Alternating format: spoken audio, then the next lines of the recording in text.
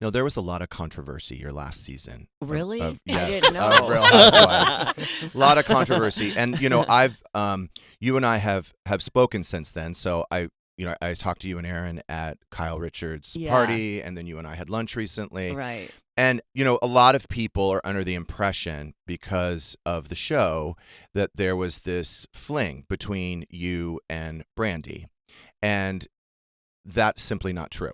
That's not true. I never had a fling with her, and I was so caught off guard. And you were there even at that party. Yes, I was. Yeah.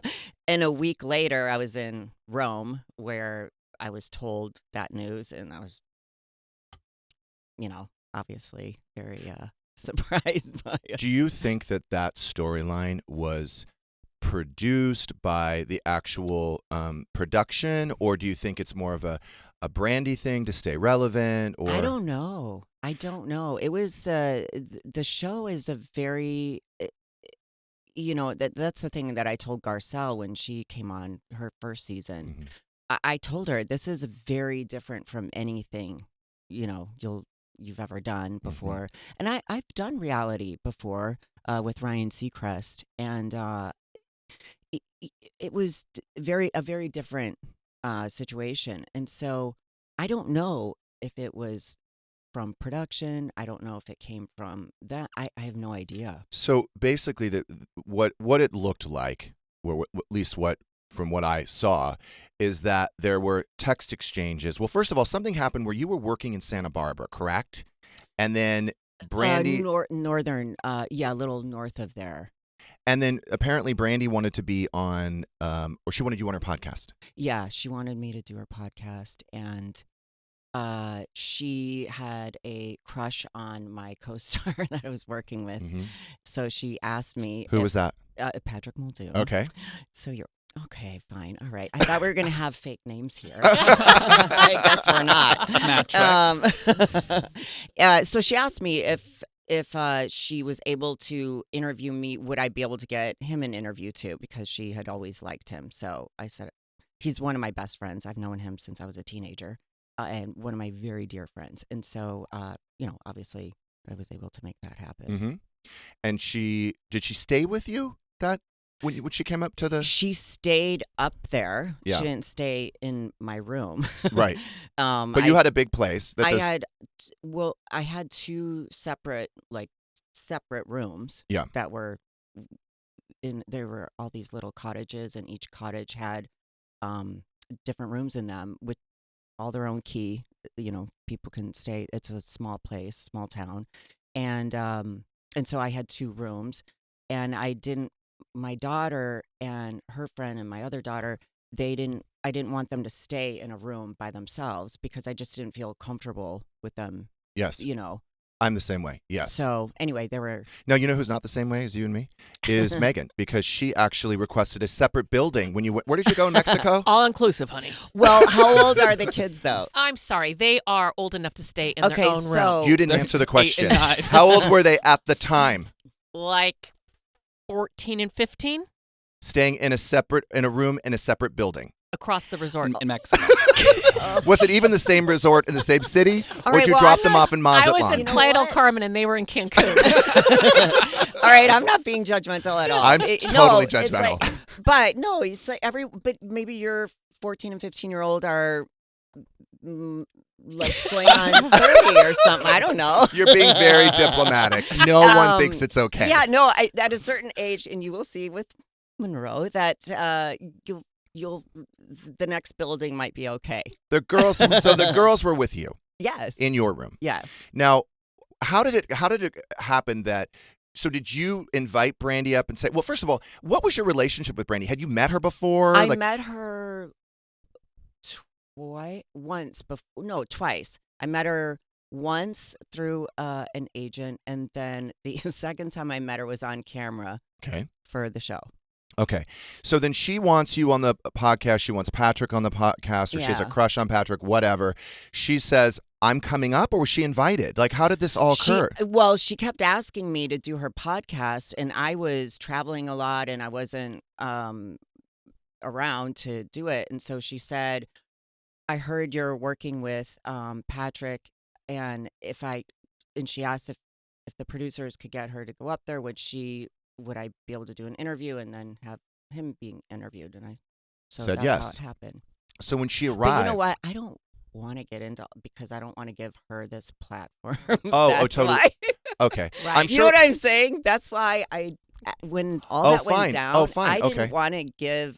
It was so unbelievable to me because I am. You don't want to give it life. Yeah, you know what I mean? And make it more of a thing. She wants it to of be course a she thing, does, yeah. and that's why I didn't want to. I guess the reason Do you know what I mean? I guess I know the whole story. Right. So I absolutely 100% believe you and behind you. And that's why, for people that doubt you, that's why I was trying to. You're so sweet to do that. You know, I've been through so much shit with the press, and it was really difficult when I was going through my divorce. It was the first time I had such negative press in my life, and it was very, very difficult. And I think that was such a lesson for me, though, to really block out the noise and just be who I am. And if people believe stuff, they believe it. If they don't, they don't. Because in the beginning, your first response is to always defend yourself. And then it does take a life of its own. And then Yes. it keeps going and going. And so my publicist was so great at talking me off the ledge many times. And, you've gone through stuff, you're going, it's very difficult when you're going through stuff and it's so public because you don't want people. One of the things, and that's actually the thing that it triggered with me with that situation on the show was being misunderstood. Yeah. And I was like, you know what? Fuck it. I don't give a shit. If people believe it, they'll believe it. If they don't, I don't care. I guess I care, and I don't like. I guess I care, and I don't like the rumor that it's not true. So, fine.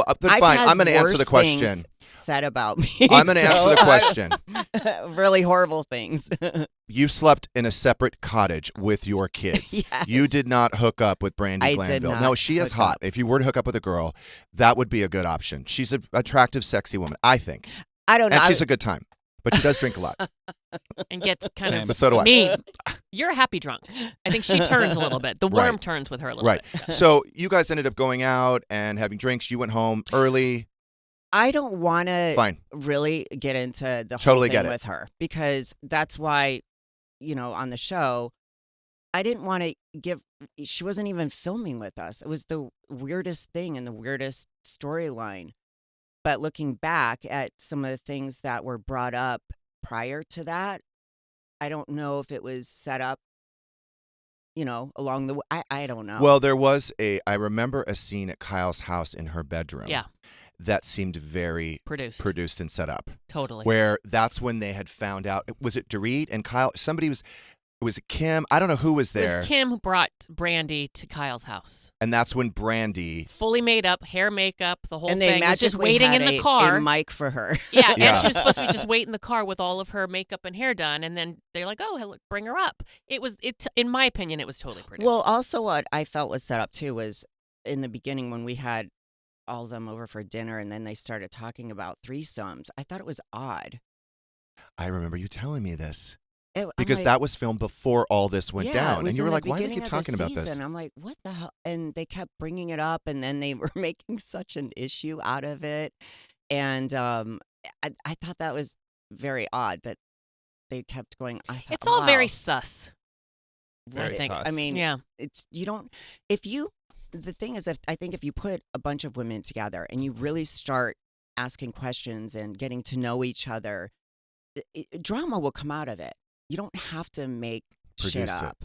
I think a lot of us, the viewers, I felt terrible for you when you were ambushed in Rome, and were you working because you were on a separate flight? You arrived later. Yeah, myself and Garcelle, we were on a separate flight. It took us almost 24 hours to get there because the airlines, their computers went down, so we were stuck at LAX for a long time.